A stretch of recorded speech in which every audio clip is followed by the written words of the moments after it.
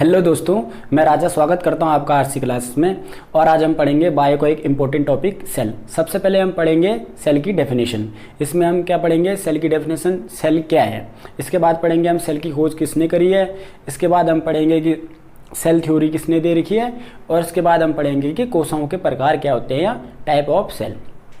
तो मैं आपको सबसे पहले सेल की डेफिनेशन बता देता हूँ। एक नॉर्मल सी डेफिनेशन आप समझ सकते हैं।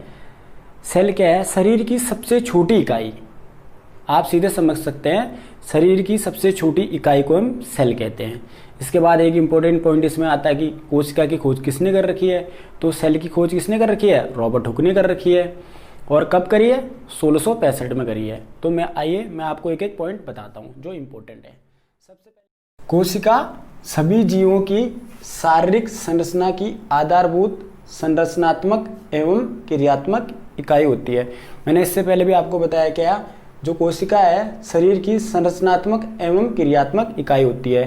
ठीक है। इसके बाद क्या है? इसमें स्वजनन की क्षमता होती है।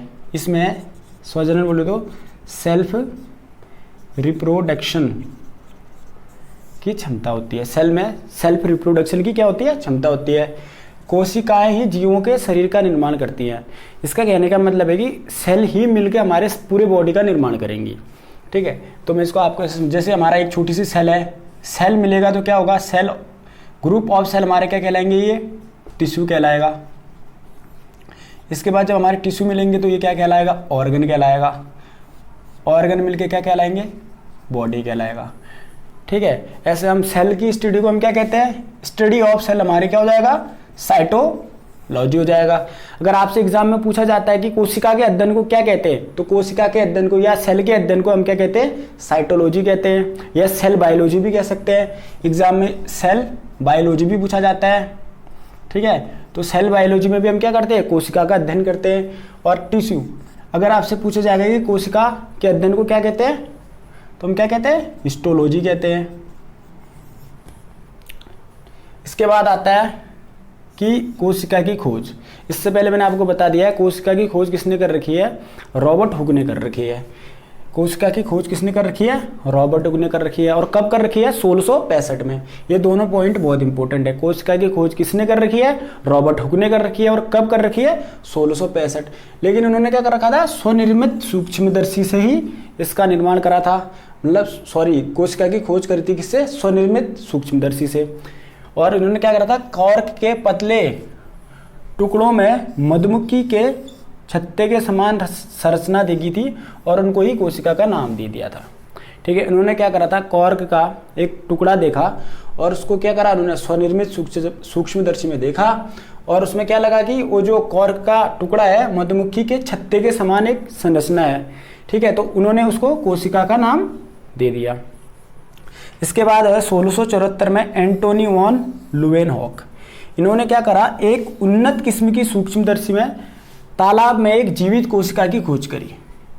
ठीक है। अगर आपसे पूछा जाएगा कि एक जीवित कोशिका की खोज किसने करी, तो एंटोनी लुवेनहॉक ने कर रखी है। और ऐसे आपसे पूछा जाएगा कोशिका की खोज किसने कर रखी है, तो क्या होगा? ये रॉबर्ट हुक। लेकिन उन्होंने क्या करी थी? एक डेड सेल, मतलब वो क्या था? वो मृत सेल था। अगर आपसे लिविंग सेल पूछा जाएगा तो आप क्या लिखोगे? एंटोनी लुवेनहॉक। इन्होंने क्या, किसकी खोज करी थी? जीवाणु की खोज, यानी बैक्टीरिया की खोज। अगर आपसे पूछा जाता है कि जीवाणु की खोज किसने कर रखी है, तो एंटोनी लुवेनहॉक ने कर रखी है। इसके बाद आता है 1893 में क्या हुआ? स्लाइडेन तथा थियोडर स्वान ने सेल थ्योरी दिया। क्या दिया? सेल थ्योरी, कोशिका का सिद्धांत। अगर आपसे एग्जाम में पूछा जाएगा कि कोशिका का सिद्धांत किसने दे रखा है, तो थियोडर एंड स्वान ने दे रखा है। इनके अनुसार क्या है? सभी जीवों का शरीर एक या अधिक कोशिका से मिलकर बना है। सेल थ्योरी में एक छोटी सी डेफिनेशन है। क्या है? सभी जीवों का शरीर एक या अधिक कोशिकाओं से मिलकर बना है। ठीक है। कोशिका का सिद्धांत किसने दे रखा है? स्लाइडन तथा स्वान ने दे रखा है। दोस्तों, अब मैं आपको कुछ क्या करता हूँ, कोशिका सिद्धांत के अपवादों के बारे में बताता हूँ, क्योंकि ये एग्जाम में पूछा गया था कि कौन है जो कोशिका सिद्धांत के अपवाद हैं। तो आइए शुरू करते हैं। कोशिका सिद्धांत का सबसे पहला अपवाद है विषाणु। ये सेल थ्योरी को रिप्रेजेंट नहीं करता है। ये एग्जाम में पूछा गया है। ये क्या है? ये सेल थ्योरी को रिप्रेजेंट नहीं करता है। कौन? पहला है आपका विषाणु। अब क्या है? विषाणु क्या है? सजीव एवं निर्जीव के बीच की कड़ी। विषाणु को हम क्या कह सकते हैं, सजीव एवं निर्जीव के बीच के एक कड़ी है। अगर देखिए इसको क्या होता है, अगर अनुकूल वातावरण मिल गया तो क्या हो गया, ये उसमें जिएगा, और इसको उस अनुसार वातावरण नहीं मिला तो ये डेड अवस्था में रहेगा। ठीक है। और आपसे पूछा जाएगा कि वायरस की खोज किसने करी है, तो इवानोवस्की ने करी है। बहुत इंपॉर्टेंट क्वेश्चन है। ठीक है। और ये भी पूछा जाता है कि वायरस में क्या क्या होता है, तो इसमें क्या होता है, न्यूक्लिक एसिड प्लस प्रोटीन। ठीक है, nucleic acid plus protein. Nucleic acid में क्या होता है, डीएनए प्लस आरएनए। ठीक है, न्यूक्लिक एसिड में क्या होता है, डीएनए प्लस आरएनए। ठीक है, लेकिन अगर वायरस में होगा तो क्या होगा, या तो डीएनए होगा या तो आरएनए होगा प्लस प्रोटीन होगा।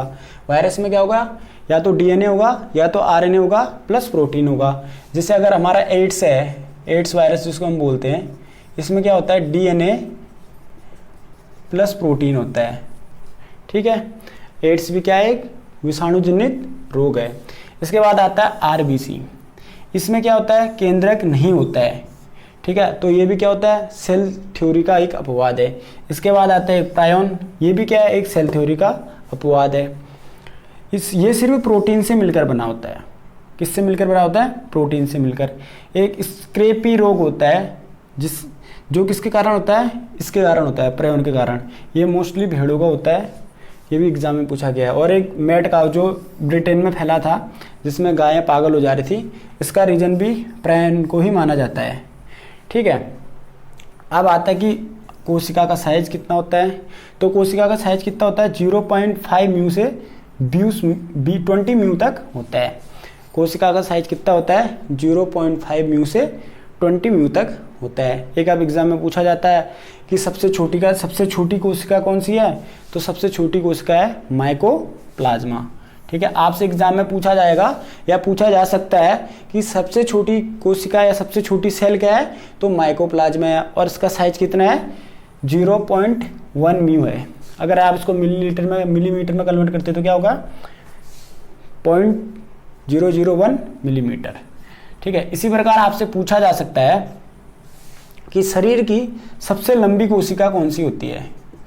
शरीर, ह्यूमन की बात कर रहा हूं, मानव की, शरीर की सबसे लंबी कोशिका, तो वो क्या हो जाएगा, न्यूरॉन हो जाएगा। ठीक है, अगर आपसे शरीर की सबसे छोटी कोशिका पूछा जाता तो आप लिख लेते हैं आरबीसी, और यहीं पर आपसे सबसे छोटी कोशिका मेल पूछ लेगा तो आप क्या लिखोगे, स्पर्म लिख लोगे। और बड़ी कोशिका पूछेगा, ठीक है, तो आप क्या लिखोगे, ओवम लिख लोगे।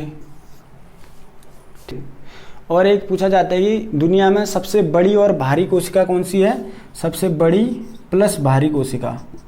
ठीक है, तो ये किसकी होती है, शुतुरमुर्ग के अंडे की कोशिका। ठीक है, दुनिया में सबसे बड़ी और भारी कोशिका किसकी है, शुतुरमुर्ग के अंडे की कोशिका। अब इसके बाद हम पढ़ेंगे सेल के टाइप।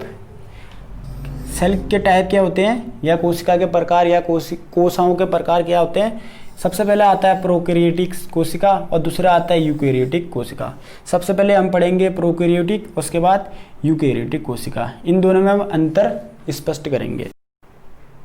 तो दोस्तों अभी तक हमने पढ़ा सेल की डेफिनेशन, सेल थ्योरी और कुछ इंपॉर्टेंट पॉइंट। इसके बाद हमने पढ़ा सेल के प्रकार, जो मैं आपको भी बताऊंगा, क्या एक प्रोकैरियोटिक सेल और दूसरी यूकैरियोटिक सेल। अब इन दोनों में हम क्या करेंगे, अंतर स्पष्ट करेंगे, क्योंकि एग्जाम में ये अक्सर पूछ लिया जाता है। तो आइए शुरू करते हैं। अब सबसे पहले मैं आपको बता देता हूँ प्रोकैरियोटिक कोशिका या प्रोकैरियोटिक सेल। ये क्या होता है, किसी भी सेल की प्रारंभिक कोशिकाएं या प्रारंभिक सेल होती हैं। और ऐसे आपका यूकैरियोटिक कोशिका, ये क्या होता है, ये सुविकसित या पूरी डेवलप्ड सेल होगी। ठीक है, यूकैरियोटिक सेल में क्या होगा, पूरी सुविकसित या डेवलप्ड सेल होगी। इसमें क्या होगा, अनडेवलप्ड केंद्रक यानी अविकसित केंद्रक होगा। और यूकैरियोटिक में क्या होगा, पूर्ण विकसित केंद्रक यानी एक पूरा डेवलप्ड केंद्रक या न्यूक्लियस होगा। केंद्रक झिल्ली तथा केंद्रक अनुपस्थित होगा। किसमें, प्रोकैरियोटिक में क्या होगा, केंद्रक झिल्ली तथा केंद्रक अनुपस्थित होगा। और यूकैरियोटिक में क्या होगा, केंद्रक झिल्ली तथा केंद्रक उपस्थित होगा। ठीक है। इसके बाद प्रोकैरियोटिक में क्या होगा, समसूत्री कोशिका विभाजन नहीं होगा। प्रोकैरियोटिक में क्या होगा, समसूत्री कोशिका विभाजन नहीं होगा। लेकिन क्या होगा, यूकैरियोटिक में क्या होगा, समसूत्री कोशिका विभाजन होगा। इसके बाद है इनमें श्वसन तंत्र प्लस प्लाज्मा झिल्ली होगी। किसमें, प्रोकैरियोटिक सेल में क्या होगा, श्वसन तंत्र प्लस प्लाज्मा झिल्ली होगी। और इसके बाद आता है आपका यूकैरियोटिक सेल। यूकैरियोटिक सेल में क्या होगा, श्वसन तंत्र प्लस माइटोकॉन्ड्रिया होगा। अब माइटोकॉन्ड्रिया को क्या कहते हैं, पावर हाउस ऑफ सेल। ठीक है, आपसे एग्जाम में पूछा जाएगा कि पावर हाउस ऑफ सेल क्या है, तो माइटोकॉन्ड्रिया है। श्वसन का केंद्र भी क्या है, माइटोकॉन्ड्रिया है। और उसके बाद आता है प्रोकैरियोटिक कोशिका में हरित लवक अनुपस्थित होगा और यूकैरियोटिक में क्या होगा, हरित लवक प्रेजेंट होगा। हरित लवक क्या होगा, प्रेजेंट होगा। इसके बाद आता है प्रोकैरियोटिक में क्या होगा, लैंगिक जनन नहीं होगा और यूकैरियोटिक में क्या होगा, लैंगिक जनन होगा। इसके बाद प्रोकैरियोटिक में क्या होगा, केवल एक गुणसूत्र होगा, लेकिन यूकैरियोटिक में क्या होगा, एक से अधिक गुणसूत्र होगा। प्रोकैरियोटिक में क्या है, केवल एक गुणसूत्र होगा और यूकैरियोटिक में क्या होगा, एक से अधिक गुणसूत्र होंगे। इसके बाद इसमें क्या है, प्रोकैरियोटिक में क्या है, रिक्तिका अनुपस्थित होगी और यूकैरियोटिक में क्या होगा, रिक्तिका प्रेजेंट होगी यानी उपस्थित होगी।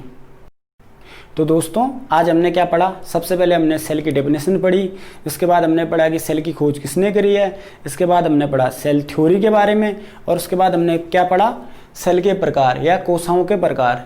इसमें क्या था, एक प्रोकैरियोटिक और दूसरी थी यूकैरियोटिक और इनके बीच हमने अंतर भी स्पष्ट कर लिया और इसमें जो इंपॉर्टेंट पॉइंट थे वो सब मैंने आपको एक एक करके बता दिए। और इसके बाद हम कल की क्लास में क्या पढ़ेंगे, प्लांट सेल और एनिमल सेल पढ़ेंगे। दोस्तों अगर आपको हमारा चैनल और हमारे ये टॉपिक पसंद आते हैं तो आपने क्या करना है, सबसे पहले हमारे चैनल को सब्सक्राइब करना है, लाइक करना है, कमेंट करना है और शेयर करना है। अगर आपको हमारे टॉपिक पसंद आते हैं तो प्लीज़ अपना सहयोग बनाए रखें। Thank you so much.